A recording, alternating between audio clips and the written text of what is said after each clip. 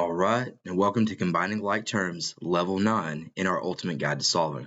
Now, in this one, we notice that, hey, we have x's and constants, however, they're all on the left side of our equal sign, and they're just not combined. So what are we going to do here? Well, we want to identify our like terms. I say, hey, we have my 5x and my 3x. And remember, I'm answering the very first question I have, which is, can I simplify my left or my right side? Well, what is 5x plus 3x? Well, that would be 8x. And so when you're combining on the left side of the equal sign or the right side of the equal sign, you never change the sign. Okay, now we also have this constant 7 and that constant negative 4. And just ask yourself, what is 7 minus 4? Well, that would be positive 3 is equal to 15.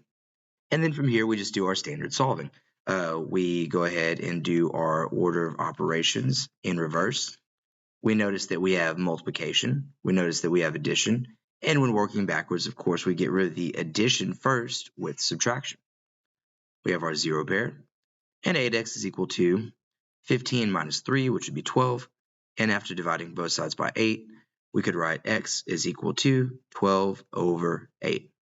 Or, and what we really need to do is reduce this. We know 12 and 8 can both be divided by 4, so 12 divided by 4 is 3, and 8 divided by 4 is 2.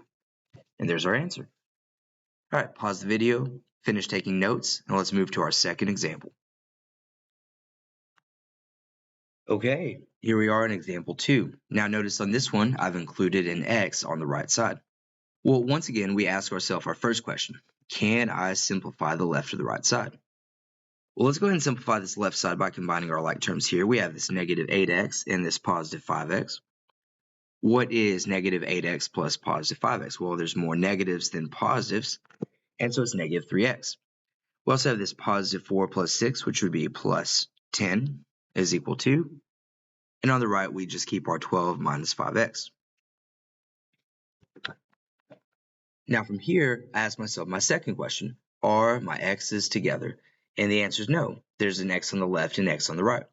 So remember, we always want to move the smaller one. Well, what's smaller, negative 3x or negative 5x? And in this case, remember, the larger the negative number, the smaller it is. And so let's go ahead and add 5x to both sides. Now, negative 3x plus 5x is 2x plus 10 is equal to 12. And at this point, I ask myself, well, how can I get x by itself? My third question.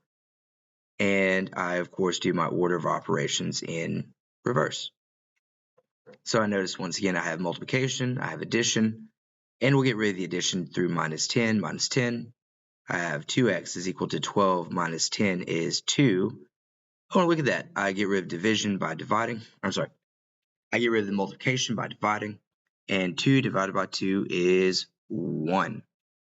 Perfect. All right. Finish taking your notes, and I'll catch y'all in our final video.